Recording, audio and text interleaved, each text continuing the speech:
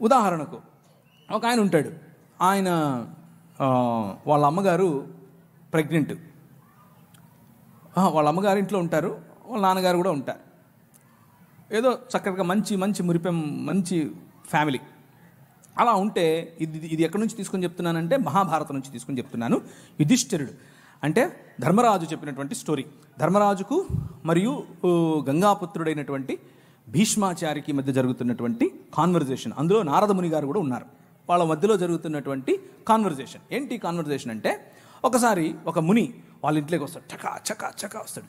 వచ్చి వాళ్ళ అమ్మ అక్కడ ఉంటుంది, పోయి చేయి పట్టుకుని పదాపదమరా అంటాడు. ఈ నుండి ఏంటి అయిపోతుంది నాన్న, ఆయన ఆపు అంటే, ఆపకూడదు నాయన అన్నాడు. ఏంటి నాన్న, మా అమ్మని తీసుకెళ్ళిపోతున్నాడు ఆయన అని అంటే, ఇథ ధర్మ సనాతన అన్నాడు. ఏంటి, ఇదే సనాతన ధర్మం అంటే అని చెప్పాడు. ఏమని, బ్రాహ్మణుడు వచ్చి నీ భార్యను చేయి పట్టుకొని తీసుకెళ్తే నువ్వు ఆపొద్దు, ఆయన వెళ్ళిపోవాలంతే, అదే సనాతన ధర్మం అని చెప్పాడు ఆయన.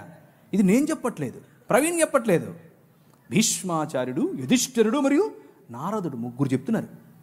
వినకపోతే ఎట్లా మరి? మీకు అర్థమవుతుందా? వినకపోతే ఎట్లా? ఇంకొక కథ చెప్తాను.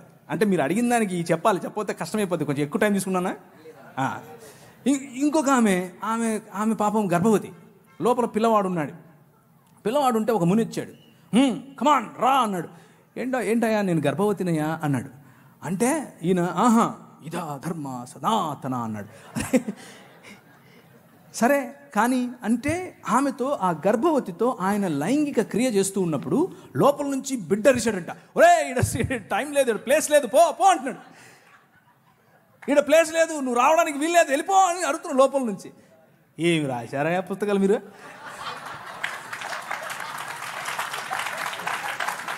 మీరు వచ్చి బైబిల్ని అడుగుతారా? ఏమన్నా ఉందా ఇది? అంటే ఎంత అన్సైంటిఫిక్ చూడండి. లోపల ఉన్న పిండం అరుస్తే కూడా తెలుసుకోలేనంతోడిని తీసుకొచ్చి నువ్వు పుస్తకాలు రాసుకొని ఇది సనాతన ధర్మం అని చెప్తావు మాకు. కాబట్టి Bible is a matchless book. Matchless. No science, no mythology, no Quran, no Gita, no anything can stand in front of Bible. Bible ఎదురుగా ఏది నిలబడలేదు, అంత గొప్పది బైబిల్. అది కేవలం ఊరికి స్టేట్మెంట్ కోసం చెప్తున్నాను అనుకోవద్దు. 24 ఏళ్ళు చదివిన తర్వాత చెప్తున్నా.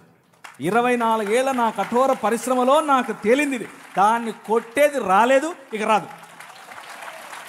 అది బైబిల్.